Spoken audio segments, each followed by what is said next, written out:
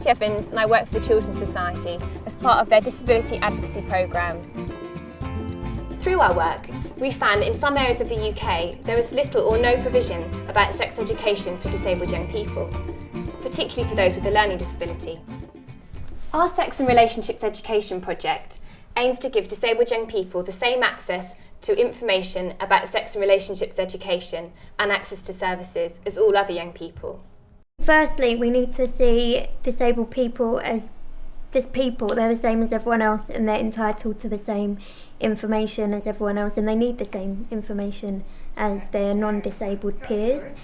I think we need to remember that sex and relationship education isn't just about sex, it's also about friendships, about puberty, about personal hygiene, personal boundaries, and these are all such important things for all young people. When you were at school, what kind of things were talked about in sex and relationships education?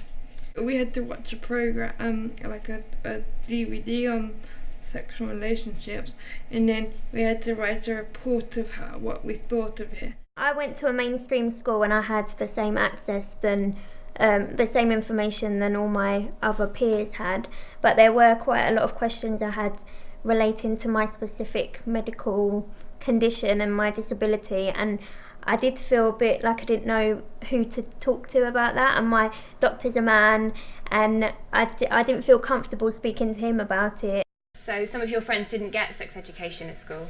No, it's left to the parents to talk to them when it's ready.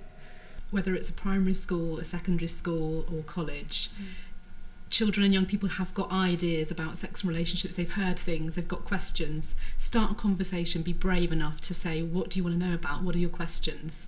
And then take it from there. You can actually share that information with your staff, have a discussion about how you're going to answer those questions. Share that information with parents as well.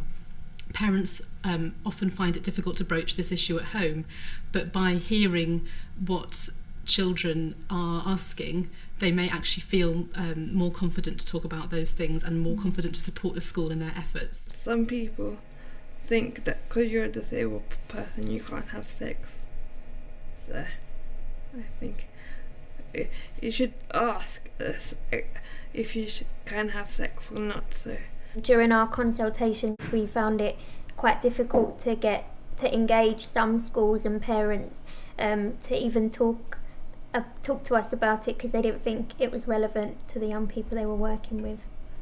I think services are a bit scared to talk about disability and sex and relationships because they don't want to open this can of worms and they don't want to give young people information that will put them at risk.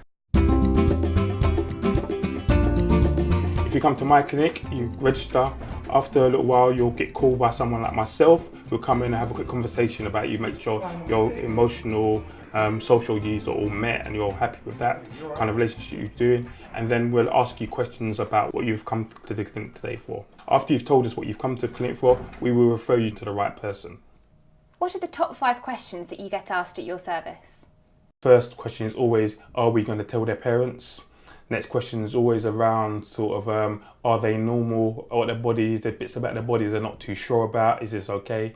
They'll ask questions about, is it okay to have these feelings about people? Ask about infections, how do you get infections, and how you become pregnant. Now, those are the kind of main core questions that most young people ask, and disabled young people as well.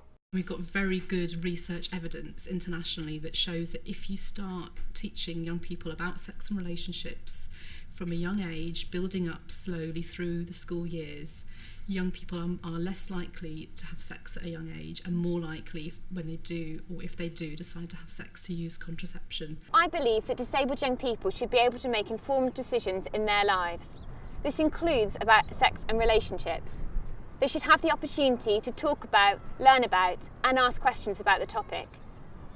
There should be increased provision in all schools and services should all be talking about the issues.